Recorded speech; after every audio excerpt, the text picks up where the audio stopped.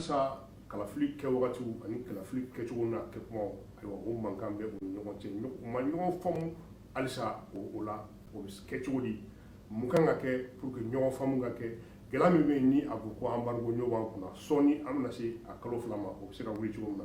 an y'a ye k'a fɔ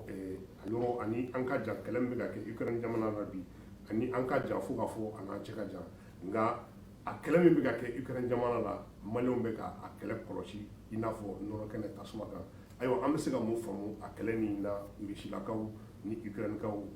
ka o kɛlɛ min bɛ sen na ka ni ɲininkali fila jaabi mɔgɔ fila u bɛ n bolokɔrɔ ayiwa Fuseni Watara ka bɔ kunnafoni di sɛbɛnna ɲɛfɔ le yɔrɔ ayiwa o ɲɛma Basi Kanute ale ye communicant ye olu mɔgɔ fila de bɛna ni ɲininkali belebele fila nin jaabi minnu ka lamɛn arajo la ne yɛrɛ tɔgɔ Bubakari Bayitaho ayiwa Fuseni foli jumɛn b'i bolo bi ka ɲɛsin an lamɛnbaga n'a filɛbaga bɛɛ lajɛlen ayiwa Bayitaho i ni ce i ka weleli la n b'i fo k'i waleɲuman dɔn n bɛ M7 TV lajɛbaga ka bɛɛ lajɛlen fo ka bɛɛ waleɲuman dɔn radio Emergence lamɛnbagaw k'u bɛɛ lajɛlen fo k'u waleɲuman dɔn groupe M7 TV radio Emergence a baarakɛla cɛ muso n ka foli bɛ a bɛɛ lajɛlen ye ka an lamɛnbaga bɛɛ lajɛlen fo ko kura merci bien ayiwa foli diyara n ye Bayitaho n bɛ yɛrɛ fo filɛbaa n'a cɛman n'a musoman k'a bɛɛ fo a n'aw ka baarakɛlaw n bɛ baarakɛɲɔgɔn n'o ye Fuseni ye n b'a fo sigi in kun tɛ dɔwɛrɛ ye jamana baara don an b'a ɲini Ala fɛ kuma minnu bɛ bɔ an da kɔnɔ a ka kɛ jamanajɔ kumaw ye ni fili minnu bɔra la peut-être o bɛna kɛ anw bolo dɔnbaliya ye sinon an t'a dabɔ a kama mais tiɲɛ dɔw bɛ yen olu kan ka fɔ a fɔli t'a jira k'a fɔ a bɛ se ka maa ta tɔgɔ ma ou bien ka maa bila k'a yɛlɛma n'i b'a dɔn k'a fɔ i bɛ fili kɔnɔ i kan ka yɛlɛma de voilà an bɛ jamanajɔ kumaw dɔrɔn de fɔ Ala k'an to hukumu kɔnɔ Ala k'an ka sigi diya voilà ayiwa foli diyara n ye Fuseni an ma minnu ka nin fan fɛ an y'a jateminɛ k'a fɔ Mali ni a sigiɲɔgɔn jamanaw n'o ye CEDEAO ye a cɛ gɛlɛyara kosɛbɛ ayiwa kɛrɛnkɛrɛnnenya kɛlɛ in bɛɛ bɛ fɛn min kelen nɔfɛ n'aw bamananw b'a fɔ cogo min na ko kɛlɛ o kɛlɛ bɛ misi kunkolo nɔfɛ dadugura nɔfɛ ko don kɛlɛ o kɛlɛ bɛ nin fɛn in nɔfɛ ko an ka jamana ɲɛmɔgɔw ka élection kalafiliw kɛ wagati a n'a kɛ kuma ko k'o fɔ ayiwa bɛn tɛ ka k'o la e yɛrɛ gɛlɛya in ka daminɛ bi la embargo bɛ Mali kan sɔɔni bɛ dɔgɔkun kelen b'a jɛ kalo fila la e yɛrɛ bɛ mun faamu nin bɛɛ lajɛlen na calendrier boli gɛlɛya ye jumɛn ye Bayitaho i ka nin ɲininkali diyara n ye kosɛbɛ i da sera fɛn min ma nin ye ko ye min bɛ ka mɔgɔw kɔnɔna fili bi ka d'a kan embargo taara Mali kama mun kama yɔrɔ bɛɛ lajɛlen bɛnna kan k'a fɔ ko an ka taa assise nationale de refondation kɛ ko n'an y'o kɛ o tuma an na se ka jamana gɛlɛya a kunkun n'a ɲɛɲɛ an b'a bɛɛ lajɛlen fɔ n'an y'a bɛɛ lajɛlen fɔ fɔra min bɛ se ka sɔrɔ a la an b'o olu fana fɔ donc o assise nationale de la refondation o kɛra Ala barika la ayiwa transition a kuntalajan donc a pereperela tigɛra dɔw ko jama fanba ko ka daminɛ kalo 6 ka taa bila san 5 i y'a faamu assise nationale de la refondation kun cɛra ni o kumakanw de ye donc sisan an ka jamana ɲɛmɔgɔ n'o ye an ka gouvernement ye donc olu tun ka kan ka taa calendrier dɔ présenter CEDEAO mɔgɔw la parce que CEDEAO tun sigilen bɛ ka o de kɔnɔ donc an ka mɔgɔw fana taara olu ye san 5 olu y'o ta comme a kun fɔra ko jama ko kalo 6 ka taa bila san 5 donc an ka mɔgɔw ye san 5 de ta donc ka taa n'o ye olu sera ka camanba ta wala ka taa n'o ye ka taa o yira CEDEAO jamana ɲɛmɔgɔw la bon CEDEAO jamana ɲɛmɔgɔw fana yir'u la k'a fɔ ko bon ko tiɲɛna ko san 5 kɔni ka ca ko parce que olu ka jate la san 5 tɛ se ka kɛ transition ye ko san 5 n'i ye san 5 ta i b'a ye k'a fɔ jamana dɔw la mandat ye san 5 de ni élection kɛra ni président sigira mandat ye san 5 de jamana dɔw la i y'a faamu donc an ka mɔgɔw ko u sigira ko san 4 CEDEAO mɔgɔw ko san 4 fana ka ca o fana ye mandat de ye o Ghana président yɛrɛ min ye le président en exercice de la CEDEAO a ko ale fɛ yen olu ka mandat présidentiel ye san 4 de ko donc ko transition tɛ se ka kɛ mandat ye quoi i y'a faamu donc o gɛlɛya de bɛ an ka gouvernement ni CEDEAO ni ɲɔgɔn cɛ bon comme an ka mɔgɔw ma sɔn ka segin kɔ donc i b'a ye o ye embargo ta Mali kama o ye sanction ta Mali kama bon vraiment don mina sanction tara malien bɛɛ lajɛlen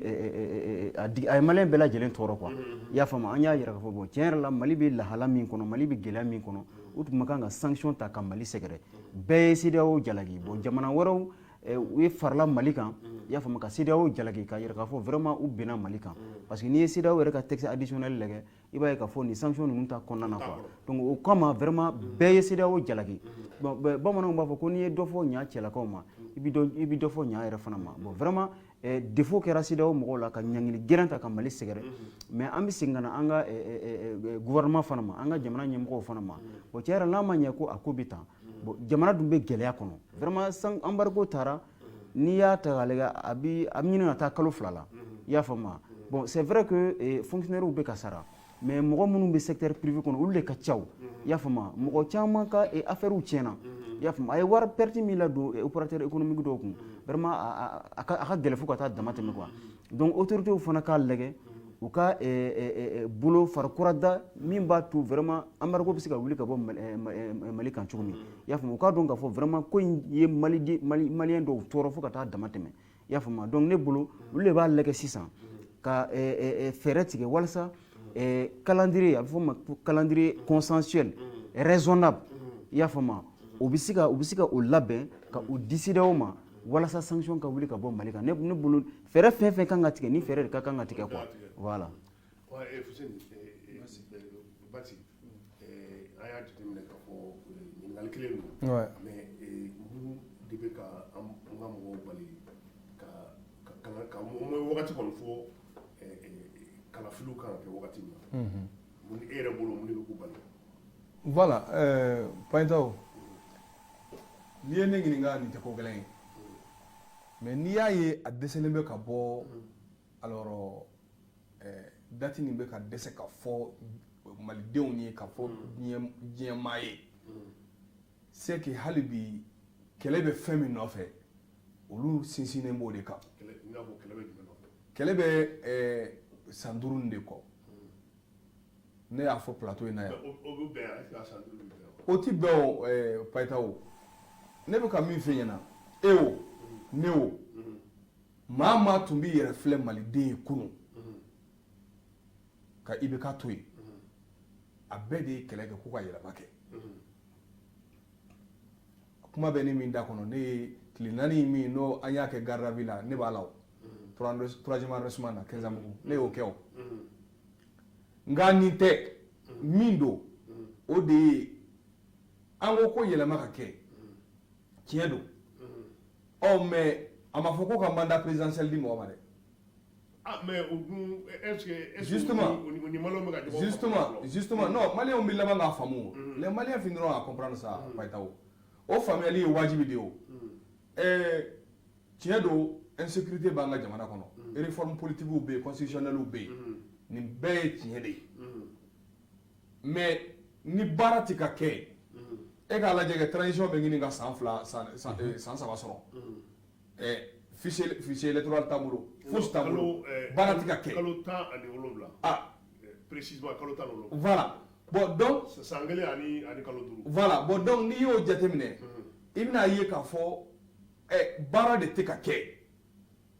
parce que sisan kan ka sɔrɔ a ye fichier kɔni sɔrɔ sisan kan ka sɔrɔ fichier électoral kɔni o jɛyara maliyɛnw na a jɛyara quoi parce que élection fɔlɔ i bɛ ka ko bɛɛ b'an wuli élection de nɔfɛ yan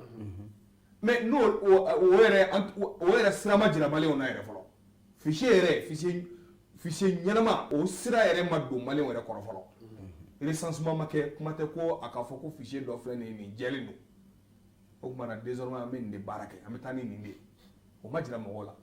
bon donc en réalité anw bolo baara tɛ ka kɛ ne kɔni bolo quoi ne bolo baara tɛ ka kɛ bon tant que non baara min bɛ ka kɛ sécurité bolo ma o ye dɔ kɛ i y'a faamu wa ça c'est vraiment salutaire nkalon t'o la koyi anw bɛ yan jamana ko de kama an tɛ yan mɔgɔ si kama n delila k'a fɔ i ka plateau la yan je ne suis ni de loin ou de près proche à ce pouvoir là mais an bɛɛ jɛra ka kɛlɛ kɛ ɲɔgɔn fɛ wa ne t'u la gosi fo saya n t'u la gosi dɛ mais ni min fɛnɛ ma ɲi o de bɛ fɔ san 5 nin kɔni u k'o bila u ka na ni san hakɛ dɔ ye qui est vraiment raisonnable. o to olu bolo donc olu kɔni bɛ dan assise ye min fɔ donc i b'a ye k'a fɔ ni charte kɔni modifiera ne ma nafa y'a la quoi vraiment ne ma nafa ye charte modifier la aw bɛ se ka CNT membre ka bɔ 121 na ka na bila 147 la bon dɔ dun ma bɔ u ka rémunération na foyi ma bɔ a la gɛlɛya bɛ jamana kɔnɔ gouvernement ta yi yɔrɔ assise dialogue national inclusive min kɛra 2019 ni ma fili o tun ko bon ni gouvernement bɛ sigi Mali la ko a kana tɛmɛ mɔgɔ 25 kan i y'a faamuya bon assise la fana o kuma fɔra tuguni mais charte modifiera a yera k'a fɔ ko dɔ bɛna fara gouvernement membre kan tuguni donc tout ça va créer des... pour plus d'inclusivité. Bon, finalement, on ne comprend pas. Bon, pour plus d'inclusivité. Mais sur quelle base CNT membre nous souvent sur quelle base? En tout donc. Donc maintenant, est-ce qu'il y a une inclusivité? Le gouvernement a donné un pharaon. Peut-être que on a masculin moko do ta kulu fara kan ko inclusivité so non était inclusivité vraiment charte modifier les koni vraiment ne ko ne ma nafa ye ala quoi vraiment man ne ma nafa fo yala donc mais est-ce que do fara gela ga ni sida o che gela ga parce que sida o yayi ka fo charte tra modifier ka fo ko kata ni délai ko ni prison ta kono est-ce que bete sigi ka fo gela ni sida o che effectivement abi ya fo chuko na abi sigi ka fo gela bela gela ya ka fo good luck nana ko benkama soro benkama soro kada muka parce que jusqu'à présent charte est mis pour 6 mois à 5 ans jusqu'à présent gouvernement fana bi orekam c'est pourquoi benkama sika soro sinon CEDEAO nana ni benkan yo ya fama CEDEAO nana ni gafi proposition do ya fama ni ma fili Union africaine ni Union européenne ka sommet là ya fama Ghana président allez y prononcer ya Ghana président ko 12 mois allez au refo bon maintenant il y aura Algérie président fana qui proposition que Union africaine fana tout sera ou ka proposition ma ya fama donc CEDEAO kalotan voilà Union africaine ni Algérie ka président ko kalotan an woro donc CEDEAO fana ye o kalotan woro fara o ka proposition ka donc CEDEAO nana ka proposition 12 mois ka kila ka nani Union africaine fana ka proposition 16 mois ya fama mais benkan ma kɛ ni si kan parce que an ka mɔgɔw sɔnni tɛ nin si ma donc i b'a ye k'a fɔ vraiment gɛlɛya yɛrɛ bɛ nin yɔrɔ de la kosɛbɛ quoi donc ne bolo an ye min fɔ vraiment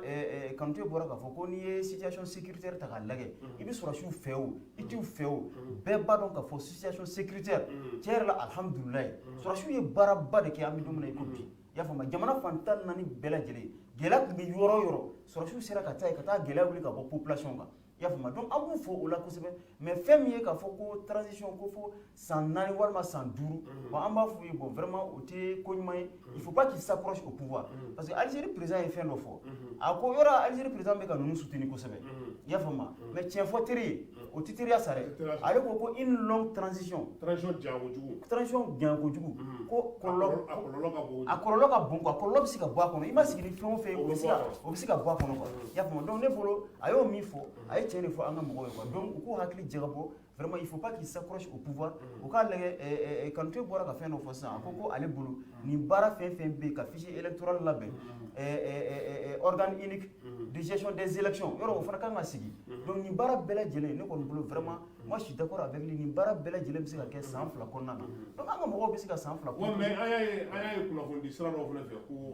an ka jamana ɲɛmɔgɔ ye san 2 proposer mais ko CEDEAO ma sɔn bon de façon officielle an ma o mɛn quoi k'a fɔ ko an ka mɔgɔ ye san 2 proposer de façon officielle bon vraiment nous on a an ma o information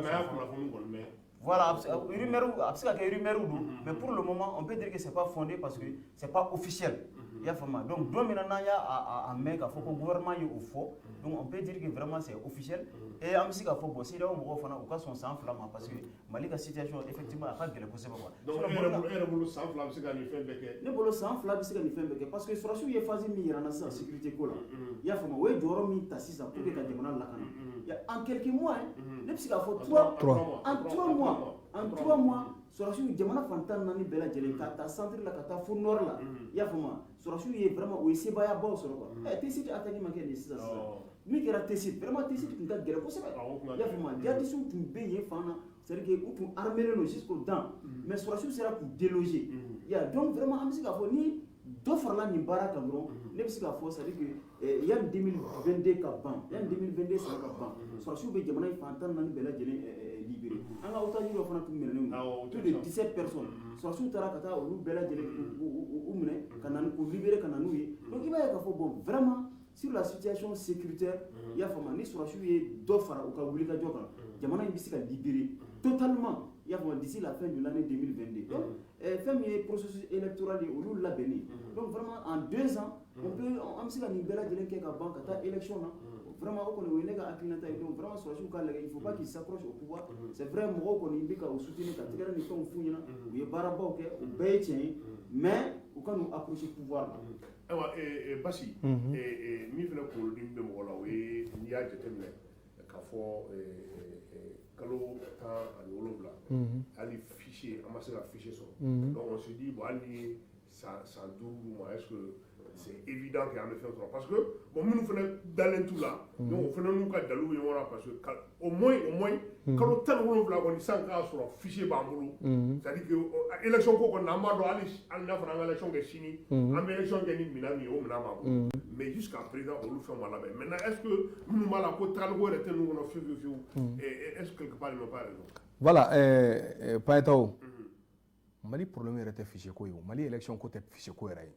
Mais fichier ko don dɛ. J'arrive. Parce que f'i k'a dɔn. Ne bɛ na ni e ye o. Mɔgɔ hakɛ min bɛ voter. Ne bɛ na ni e ye o. U bɛ voter min. Ne bɛ na ni e ye. Fichier b'an bolo kojugu. A ɲuman yɛrɛ. Mais ce sont les institutions maliennes qui sont mauvaises. Voilà. N bɛna min f'i ɲɛna. E b'a kalama ko commune dɔw bɛ jamana in kɔnɔ hali sini maire t'u la. N ko fɛn dɔ de nana n'o ye o tɛ fichier ko ye o. O ye tribunal ka baara de ye. Ce n'est pas une manière de m'en prendre aux juges, non. Mais n bɛ fɛ ka min f'i ɲɛna assise nationale ye fɛn dɔw fɔ ko ka dɔ bɔ juges ka compétence la. Non, mais organe unique de gestion tɛna. N ko n'o nana tâche dɔw de bɛ d'a ma. C'est pour te dire que fɛn fɛn ka gɛlɛn anw bolo bi maliyɛn denw bolo bi fɛn fɛn ka gɛlɛn Mali yɛrɛ bolo jamana in yɛrɛ bolo bi organe unique de gestion nin o ka sigi sen kan. N'o sigira n ko en 6 mois. Délégation spéciale de tɛ manden ninnu wa. Délégation spéciale de bɛ manden ninnu na o. O tuma Kalaban maire wulila cogo di Paetaw. Mais ni min ko k'a ma sɔn a ka résultat ye wari bɛ jufa la. E bɛ taa n'a ye automatiquement u bɛ résultat falen en ta faveur. Mais n k'o de don. C'est comme ça le maire de Kalaban a été alors révoqué. Bon a bɛɛ de filɛ nin ye ne bɛ ka min f'i ɲɛna Mali yɛrɛ élection ko kɛlɛ de ye nin ye Musa Tɛmini sigira cogo di. Il faut le dire. Musa Tɛmini a nana fanga la cogo di de. Ministre ye résultat min di. Ani résultat min dira cour constitutionnelle fɛ kelen tɛ. Donc an kana Mali problème kɛ fichier électoral ye dɛ. J'ai dit en 6 mois ne tɛ ka sigi yen dɔrɔn n b'a dilan ka d'i ma. En 6 mois. Mon frère, ce n'est pas un problème ça, les fichiers là. Un autre problème bête, ce sont nos institutions qui ne sont pas fortes de caractère. Oui, mais Kanouté, c'est ça. Non, ça veut dire que... Mais, bon, c'est-à-dire que l'élection, non. Cela s'explique. Cela va s'expliquer. Mes amis, Fiena, gouvernement Bara est au délai, ni d'autres à d'autres comme Bofiena, Paetaw. Ni Ehagli Bala Kanye. Moi, j'ai participé alors, à la plateforme sur l'élaboration des TDR de l'assise nationale. Au Banadro, assise nationale nana. Assise nationale de ban, dès qu'on a parlé de 0 à 5 ans seulement, de 6 mois à truc. Maintenant, on a fait le référendum. Ça, c'est une question que vous posez. C'est des questions qui nécessitent forcément de l'argent. Et il n'a pas question de fichier. Mais non, c'est là où tu sais quand même tant que l'embargo là est là. C'est pourquoi moi je dis que c'est pourquoi je suis en train de dire que Bara Tesseka qui est le paramin quoi non est fichier connu. C'est-à-dire à chaque fois que le gouvernement met la étape de là, au Kaltan Wolonvlani, c'est de là qu'a fait ni plateau clé sans faire café de presse là. Ngo personnellement moi je ne dirais tout simplement que Mali transition est Bara d'amener après l'arrivée de Sogel de là qu'on fait maintenant min tɛmɛna Sogɛl ta kɔfɛ fɛn ma k'o la dɛ parce que maa minnu ye yɛlɛma demandé maa minnu ye changement demandé olu ma participer o la dɛ olu ma participer o la donc o tun ye Bandaw n'a ka kɛlɛkɛdenw ye Bandaw a ye mun de kɛ yɛlɛma in na pour que yɛlɛma ka kɛ ka taa mɔgɔ ta foro la ka na n'a ye k'a kɛ alors président ye mais dɔw de sɔnna u joli ka bɔn dɔw de sɔnna ka kaso kɛ dɔw de sɔnna k'u ka u kun nafolo bɔ k'a don a da fɛ ko jamana tɛ se ka to famille kelen da kɔnɔ komi Nemuruba o kumana k'u ka yɛlɛma kɛ ni aw nana ka na jamana baara olu kɔfɛ kalo 7 kalo 9 olu sen t'a la aw bɛ baara de la donc c'est de là je dis que baara daminɛna Sogɛl nali kɔfɛ de donc n'i ko ko kalo 17 n b'a fɔ non n b'a fɔ non kalo 6 o kalo 6 baara fɛnɛ kɔnɔ y'a fɔ CNT kɔrɔ ko Mokhtar Wane ye calendrier min di k'ale b'o calendrier respecté ale d'a fɔ dɛ non j'ai compris je vais i b'a dɔn o fɛnɛ n'a condition tun bɛ ɲɔgɔn na o fɛnɛ n'a condition ayi nkalontigɛ tɛ Sogɛl y'i basé fɛn mun kan il a même dit a ko n'i y'a nécessaire sɔrɔ Payitaw hali an filɛ san 5 ko kɛlɛ ni san 2 ko kɛlɛ min nata ne ma fila fɔ sisan Ouédraogo ko c'est Ouédraogo non Ouattara ko san 2 an fila bɛɛ ma bɛn o la mais n bɛna fɛn dɔ f'i ɲɛna ni sigikafɔ bɛ yen il y a un cadre de réflexion qui est là alors pour ce calendrier là au kumana l'Union africaine est représentée la CEDEAO est représentée nos ministres sont parmi eux Union africaine ni CEDEAO mɔgɔw k'a fɔ bon hey kalo 7 in min dɛ kalo 7 in dɛ n'o de ka di aw ye ou bien ni san 1 de ka di aw ye ou bien ni san 2 de ka di aw ye a y'a to nin na anw bɛ jɔ ni nin fɛɛrɛ in ye a fɛn caman bɛ yen n bɛn'o f'i ɲɛna bi dɛ a fɛn caman bɛ yen nafolo de bɛ tali k'a la kosɛbɛ pour que ka waati surunya donc ni musaka dibagaw t'i bolo pour le moment là le Mali à l'heure où nous sommes n'est plus partenaire de la CEDEAO ah oui parce que an b'u ka jɔnya ouais mais à partir du moment Kanute à partir du moment où Nya sera ka calendrier di est-ce que ni a bɛ fɔ cogo di ni tempête bɛ tɛ tɛmɛ olu fana tɛ se ka calendrier di tant que u ɲɛ bɛ ɲɔgɔn tɛgɛ ja la n'u bɛ calendrier di CEDEAO ka n'i jɔ c'est porter garant quoi n t'a dɔn n bɛ n'o fɔ bamanankan na cogo c'est à dire k'a jira k'a fɔ aw sirannen bɛ yɔrɔ min ɲɛ n'o ye nin ye o kumana anw jɔra o la il n'y a pas que la question électorale il y a beaucoup de réformes non mais Kanute n'a fɔra transition kɔni an bɛ bɔ transition kɔnɔ élection de la donc action wɛrɛ bɛ se ka kɛ mais ɲinɛ ma ka kɛ élection de kɔ ayi ɲinɛ tɛ kɛ parce que finalement mɔgɔw bɛ ka mun fɔ ninnu bɛ ka taa cogo min na on a l'impression que élection yɛrɛ kɛli tɛ ninnu ka fɛn foyi la parce que sinon bon pourquoi sama-samali calendrier kan ou bien programme mais Payitaw o gɛlɛya bɛ ba bɛ yen nɔ Payitaw ni blocage bɛ yen calendrier ko la ni blocage bɛ yen calendrier ko la CEDEAO ka représentant bɛ yen Union africaine ka représentant bɛ yen mais u ka kuma kɛ ayiwa Ouattara ɲininkali parce que n'i y'a jateminɛ kalo 17 hali ni basi ko ko an ka kalo 9 bɔ a la mais Sogɛl de y'a fɔ assemblée la bɛɛ ɲɛna Mali télé la ko Mokhtar Wane tun ye chronogramme di k'ale bɛ o chronogramme ale yɛrɛ don o kɔnɔ k'i sigi bon maintenant an b'a supposer k'a fɔ il avait le tenants et les déboires c'est-à-dire et les aboutissants a y'a conséquence n'a fɛnw bɛ analyser ka sɔrɔ k'o kuma fɔ maintenant kalo 17 kɔfɛ élection ko kalafili an b'a dɔn an bɛ bɔ transition kɔnɔ kalafili de la mais élection ko foyi ma labɛn o foyi sigilen tɛ sen kan est-ce que minnu bɛ k'a fɔ bi ko tagali ko tɛ ninnu kɔnɔ wa kalafili ko yɛrɛ t'u kɔnɔ i n'a fɔ n'i ye maliyɛn fanba ɲininka minnu tɛ a ko ɲɛɲini olu ko kalafili yɛrɛ ti kɛ an kana kalafili yɛrɛ kɛ tuguni est-ce que an t'a fɔ ninnu bɛ ka inscrire o dynamique de kɔnɔ wa. ouais bon an tɛ se k'a fɔ ko u t'a fɛ kalafili yɛrɛ ka kɛ mais min don komi gouvernement fɔlɔ min sigira sɔrɔsiw fɛ n'o ye Bandaw n'a ka équipe ye an bɛ se k'a fɔ a ye fɛn dɔ fɔ mɔgɔ minnu ye changement demandé n'aw ye olu to yen ka na ni mɔgɔ wɛrɛ ye bon changement tɛ se ka sɔrɔ o yɔrɔ kɛra sɔrɔsiw ka fili ye i y'a faamu u nana ni Bandaw ni Mokhtar Wane ye donc olu ye équipe formée o yɔrɔ kɛra sɔrɔsiw ka fili mais hali o la Mokhtar Wane ka équipe tun ye baara dɔ kɛ par rapport au fichier électoral fichier électoral bɛ fɛngɛ de bolo le général Siaka Sangare bɛɛ b'a dɔn k'a fɔ ale bi in na c'est un expert dans le domaine i y'a faamu donc fichier électoral ale tun y'a baaraw daminɛ i y'a faamu mais Choguel ka gouvernement nalen n'i ma fili Choguel delila k'a fɔ ko les élections c'est pas sa priorité i y'a faamu a delila k'o fɔ ko élection tɛ ale ka priorité ye i y'a faamu donc parce que o wagati pour lui ale bolo n'i y'a ko élection tɛ ale ka priorité ye ale bolo baara ɲɛbila dɔw de kan ka kɛ ni o baara ɲɛbilaw kɛra an bɛ sɔrɔ ka taa élection na donc a y'i sinsin sécurité yɔrɔ kan o yɔrɔ o y'a jo ye i y'a faamu parce que n'i y'a mɛn ko élection bɛ kɛ fo lakana de ka na jamana kɔnɔ maintenant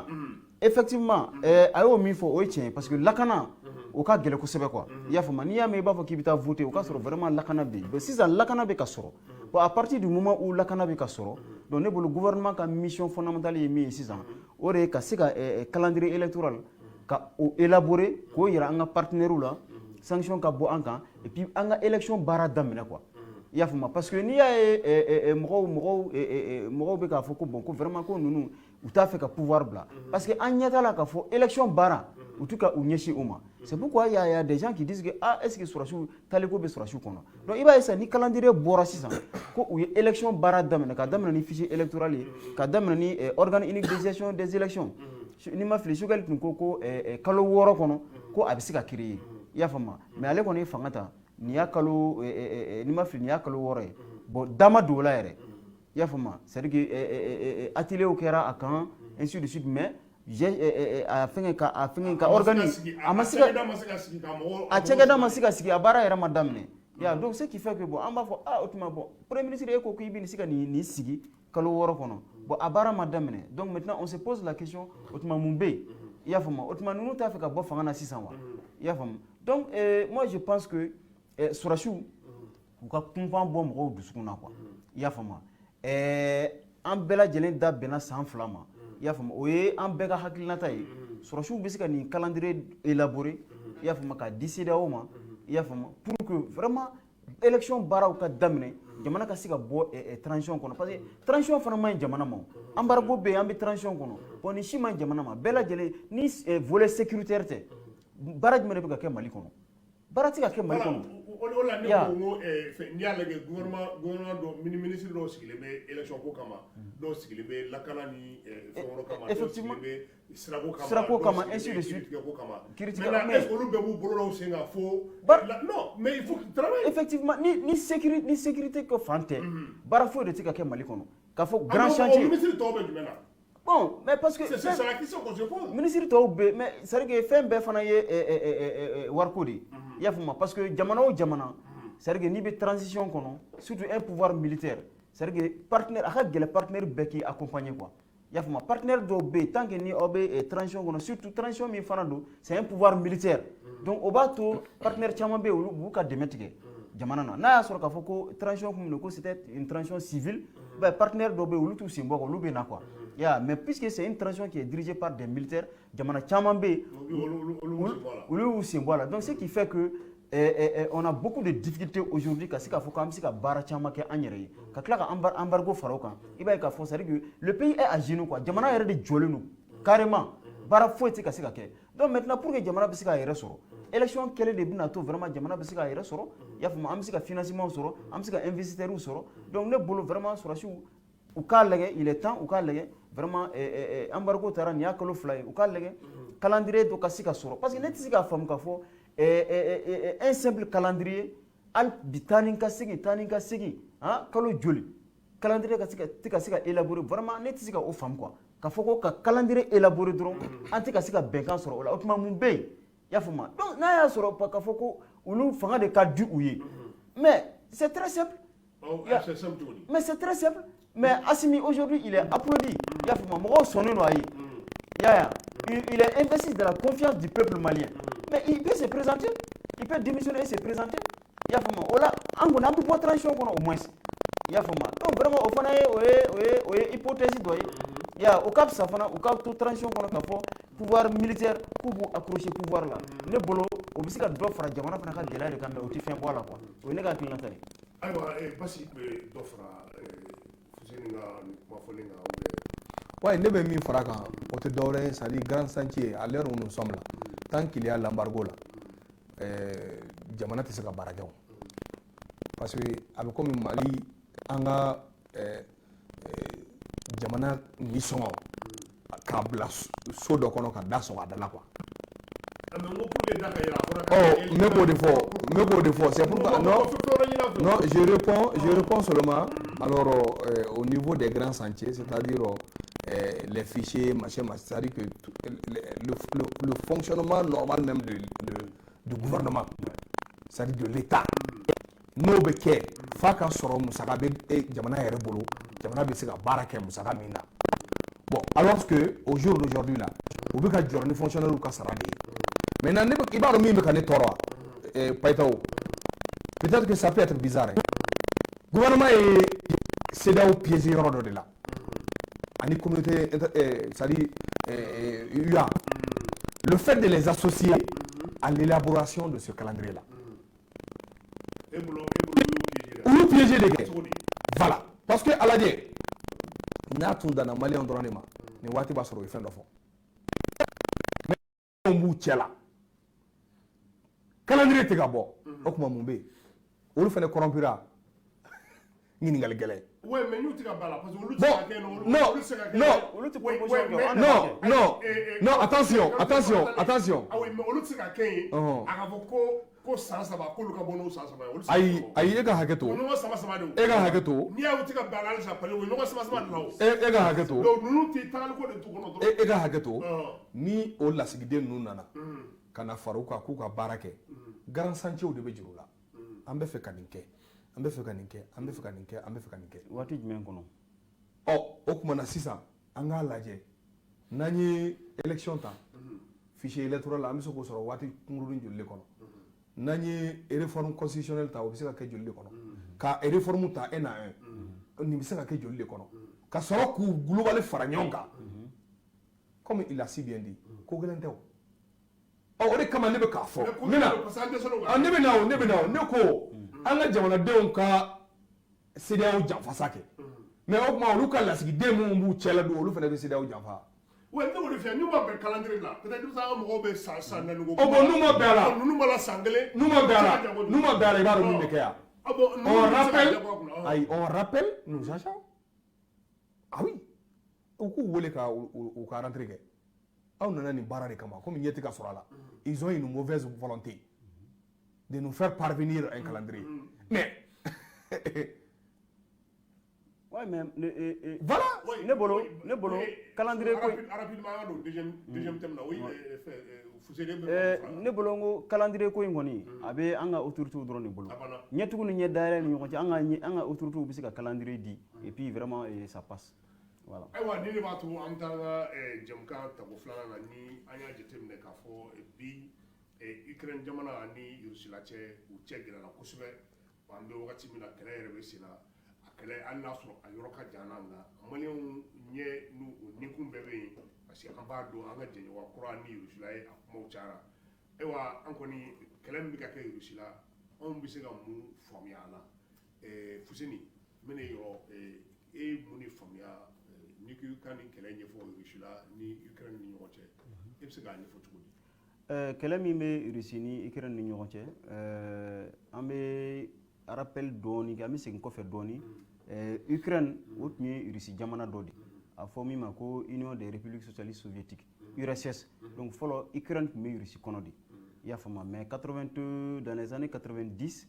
Russiw ka président dɔ tun bɛ yen ko Boris Yeltsin donc a ye indépendance di jamana caman ma jamana caman tun bɛ URSS kɔnɔ. Donc Boris Yeltsin, il a reçu comme président dans les années 90, a eu indépendance de nous chamama quoi. Ukraine bo kono indépendance dira jamana munuma. Mais indépendance fana dira uma ni condition dowdi. Ya fama. Ambe indépendance di awma ga awka donc a fo ali bi aw ye université ya fama. Femi autant ya fama. Aw ti dun autant kono. Parce que autant les Américains ka jekulu glani dɔ di i y'a faamu o jɛkulu dilanni o ma dabɔ dɔ wɛrɛ kama jamana fɛn fɛn bɛna don o jɛkulu in kɔnɔna na o tuma e bɛ Américains ka sagoya la ni américain k'i ka min kɛ i bɛ o de kɛ hali i bɛ maramafɛnw n'i b'a san américain de bolo donc indépendance dira Ukraine ma k'a yira k'a fɔ bon vraiment aw tɛna dun OTAN kɔnɔna na donc u sɔnna nin bɛɛ ma bon américain yɛrɛ fana ni Russe o wagati la u ye bɛnkan tun b'u ni ɲɔgɔn cɛ k'a fɔ bon américain ayiwa OTAN min b'aw bolo yen n'a bɛ sigi o tuma aw tɛna an ka jamana yanfan na quoi aw tɛna an ka jamana kɛrɛfɛ i y'a faamu k'a fɔ ko l'OTAN ne va pas s'étendre vers les pays de l'Est en tout cas jamana minnu tun bɛ Russie kɔnɔna na Union soviétique kɔnɔna na donc OTAN tɛna sigi o jamana ninnu kɔnɔna na quoi. Voilà, au condition kɛra la réunification de l'Allemagne. Voilà. Allemagne fara dɔrɔn ɲɔgɔn avec jamana kelen. Effectivement. Je crois que u y'o engagement di ɲɔgɔn ma. U y'o engagement di ɲɔgɔn ma donc américains sɔnna ma Russiw sɔnna ma bon OTAN an ti OTAN bila ka na fo Russie fo aw ka frontière la i y'a faamu u sɔnna o ma. An ti gɛrɛ aw la kana gɛrɛ aw la. Voilà an ti gɛrɛ aw la bon aw fana kana gɛrɛ an na i y'a faamu o bɛnkan tɛmɛna américains ni Russiw ni ɲɔgɔn cɛ bon bi bi in na américains ye o bɛnkan bɔrɔtɔ i y'a faamu u tun ko OTAN ti se yɔrɔ o yɔrɔ OTAN tɛmɛna nin yɔrɔ bɛɛ lajɛlen na i y'a faamu donc u tilala ka na fɔ sisan ko bon k'u bɛ Ukraine dun OTAN kɔnɔna na i y'a faamu donc Poutine y'a ye k'a fɔ a ye bɛnkan min tun b'a ni ɲɔgɔn cɛ a y'o violer a y'o bɛnkan bɔrɔtɔ a bɛna tila ka Ukraine fana dun OTAN kɔnɔna na o tuma ni aw ye Ukraine dun OTAN kɔnɔna na donc yamaruya bɛ di aw ma yamaruya b'aw bolo sisan ka na aw ka kɛlɛkɛminɛnw aw ka kɛlɛkɛminɛnw sigi ka ɲɛsin ne ma bon a ko vraiment ne tɛ jɛn ni nin ye bon comme a kumana ka kuma ka sɛgɛn i y'a faamu taama bɔ sisi ma bɔ donc a fana ko bon ni o don ne bɛ taa Ukraine minɛ donc an ka kɛ kɛlɛ kun kelen parce que ne tɛ jɛn n'a ye abada OTAN kana sigi ne da la donc c'est pourquoi il a déclenché la guerre bon o y'a sɔrɔ Russie kɛrɛfɛla la région fila bɛ Ukraine kɔnɔ a fɔ région fila ma ko les régions du Donbass donc Donbass région ninnu olu ka habitants clan bɛɛ ye Russiw de ye donc olu y'a yira k'a fɔ ko bon olu bɛ fɛ ka fara ka bɔ Ukraine na ka fara Russie kan donc Ukrainiens fana ka sɔrɔsiw tun bɛ ka olu kɛlɛ diɲɛ don o don o kɛlɛ kabiri 2014 o bɛ sen na donc Poutine wulila min kɛ o ye région fila a ye décret ta k'a fɔ ko bon ko nin région fila n y'a fara Russie kan donc a y'o décret ta min kɛ a sɔrɔla ka kɛlɛ daminɛ o bi bi in na kɛlɛ bɛ fo capitale kɔnɔna na donc anw bɛ se ka min fɔ anw maliyɛnw kɛlɛ bɛ capitale kɔnɔ kɛlɛ bɛ capitale kɔnɔ capitale yɛrɛ kɔnɔna na o ye Ukrainiens ka outil de défense caman tiɲɛ quoi i y'a faamu mais maintenant an maliyɛnw an bɛ se ka nin ko ye ni yeta min ye d'accord bon parce que e yɛrɛ bɛ kɛlɛ in ye cogo di fɔlɔ sɔnni an ka se an b'a ye cogo min na bon ne ka ye cogo la Poutine b'a jɔ ko kɛlɛ de la si ka wuli ka taa bi mɔgɔ a jogo kɛlɛ ya an ma bi mɔgɔ kan dɛ mɔgɔw de binna ale kan parce que Payitaw mais y'a fɔra ko n bɛ se min na ko ka taa bi o ayi binkani o sira tɛ nin ye o i b'a dɔn min ye Russiw ni diɲɛ mɔgɔ tɔ tila ɲɔgɔn ma le russe c'est-à-dire je parle de l'homme russe en général n'est pas politique. Voilà, il n'est pas politique. Quand il dit il va faire ça, il le ferait. Nina Benami Feneka, tu es obligé de faire ça. Tu es obligé de faire ça. Oui, Russie taboulodé. Oui, Russie est taboulodé. Bon, donc, vous savez, il y a comment d'offre ce qui est très très important. Allez, ni autant ben a fait de là. Akana semante sa ma akana dungaro lante do akayoro la ni autant ko gabe doye surtout d'après Foussine déjà ils ont beaucoup mangé là o kuma na no kara a fana ba bla warable ngulu la ke donc John de keleke na ko bingani John de binabi John de ka à mon avis bingara Poutine de ka et puis ay kuma chama fu nyana ko ako américain ma ako taara bi Irak kan Libye Syrie a k'aw taara bi olu kan jɔn de ye mun f'aw ye Faransi aw taara ka taa Libye Kadhafi gosi ka bɔ yen jɔn ye fɛn f'aw ye ayiwa Fuseni wagati bɛ ka boli an nɔfɛ i kun y'i da don anw maliyɛnw kan k'a ye cogo di wa ni a ko kɛra cogoya dɔ la a kɔlɔlɔ anw ta bɛ se ka mun y'a la Ouais, bon, en Mali, on gagne d'abord, on a soutien de Poutine, quoi. Il y a parce que vraiment, Poutine, il y a un mot blagana en fait. Il y a donc, un mot sur la chou, beka, un sur la chou de mes bibina. Donc, Bella Jelly, au résultat, il dans ma Bella Jelly, oui. Donc, il demeure bara. Est-ce qu'il y a il demeure bara là? Donc, vraiment, on a demeuré Poutine. Donc, vraiment, on va y aller fait vraiment avec à Djokela Mika. Alors qu'elle est déjà à la quoi. Il y a fama. Donc, donc, beka, y a est-ce que ni Poutine ni occidentaux sera Poutine na ya ni Poutine na fekayara est-ce que on dou semene ba aller de là donc est-ce que au koloti c'est en moyen donc ambi mi fo oro la moko ka o c'est que o ka o kumpan bo ou là quoi c'est que occidentaux ou tisse Poutine na quoi ya fama ou tisse Poutine na parce que Poutine ni kelen ayeni labbe akacha ni santaye ayeni kelen labbe donc occidentaux capacité mi be Poutine na bi occidentaux ou yere ou ba donc quoi donc ils sont obligés ou bien négociation de quai donc négociation fana bi bol ikranti dun autant na négociation mina bol o de kan négociation kan ke dugu mina o dugu yɛrɛ fɔra be Biélorussie voilà kɛrɛfɛ quoi ya donc u bina Ukrainiens ni Russes u bina taa sigi ka ɲɔgɔn kuma ɲɔgɔnya pour que vraiment kɛlɛ bɛ se ka ban quoi mais n b'a dɔn k'a fɔ Poutine kɔni a bɛ min nɔfɛ a b'o sɔrɔ quoi ayiwa n bɛ foli laban min di o ye hali bi an ka sɔrɔsiw u k'a lajɛ u k'a dɔn k'a fɔ bon embargo min taara Mali kama tiɲɛ na a kɔlɔlɔ bɛ ka se maliyɛnw ma vraiment a kɔlɔlɔba bi maliyɛnw kan bi kɛrɛnkɛrɛnnenya la opérateur économique ani minnu bɛ baara kɛ secteur privé kɔnɔna na vraiment a kɔlɔlɔ bɛ mɔgɔw kan mɔgɔw degunnen don kosɛbɛ vraiment gɛlɛya bɛ jamana kɔnɔ bi in na quoi gɛlɛyaba yɛrɛ de bɛ jamana kɔnɔ donc an ka sɔrɔsiw u k'a lajɛ u ka fɛɛrɛ tigɛ jɔnɔ fɛɛrɛ min b'a to embargo bɛ se ka bɔ Mali kan bon o fɛɛrɛ o dun tɛ fɛɛrɛ min kan ka tigɛ o la bɛɛ lajɛlen b'a dɔn o de ye calendrier ko ani CEDEAO bɛ ɲɔgɔn sama na calendrier ko min na vraiment u ka o calendrier u ka calendrier ɲɛnama bɔ pour que embargo bɛ se ka wuli ka bɔ an kan pour que vraiment mɔgɔw ka lafiya quoi an b'o de ɲini u fɛ. Basi ka kuma laban ani foli. Ouais, ne ka kuma laban ye min ye dɔrɔn comme il a si bien dit n bɛ segin a kan tuguni n'u tulo banna ni jamana marabaaw tulo banna k'u ka taa san 2 fɔ CEDEAO ye san 2 o bɛ nin baara in ban san 2 o bɛ maliyɛn bɔ nin embargo in kɔnɔ san 2 an ka laɲini yɛrɛ ye min ye dɛ Mali kura in dɛ o b'o jɔ k'o d'an ma an bɛ tɛmɛ ni Mali kura tɔ ye donc o tuma na ni o tɛmɛna vraiment an k'a dɔn k'a fɔ ko transition ta an tɔɔrɔ ye quoi an tɔɔrɔ tɛ degun de bɛ mɔgɔ se nin bɛɛ la quoi ni an ma ɲɛ gan tiɲɛ yɛrɛ la an tɛ se nin na bon an dun y'a ye de effectivement fɛn caman de tun bɛ jamana kɔnɔ il fallait corriger tout ça voilà donc vraiment n'an nana transition kɔnɔna na an k'a lajɛ min kan ka kɛ dɔrɔn qu'on va à l'essentiel k'o kɛ dɔrɔn très rapidement ka sɔrɔ ka taa quoi et les 2 ans là doivent suffire bon vraiment n bɛ Payentaw n b'i fo ka i baarakɛɲɔgɔn bɛɛ fo ka Fuseni fo franchement j'ai appris beaucoup de choses avec lui il est intéressant de débattre avec lui bon on ne cesserait pas vraiment à aller dans votre école ala ka sigi wɛrɛ nɔgɔya voilà ayiwa kulu gasa kɛra nin de bi aw ka jamu kan di Mandi café de presse o min bɛ sigi M7 télévision sanfɛla la ani radio émergence sanfɛ ayiwa bi mɔgɔ 2 de tun bɛ n bolokɔrɔ Basi Kanute ale ye communicant ye ani Fuseni Watara ale ye kunnafoni di sɛbɛn n y'a fɔ ko le yɔrɔ ale ye o ɲɛmɔgɔ ye bi an kumana sujet belebeleba 2 kan sujet fɔlɔfɔlɔ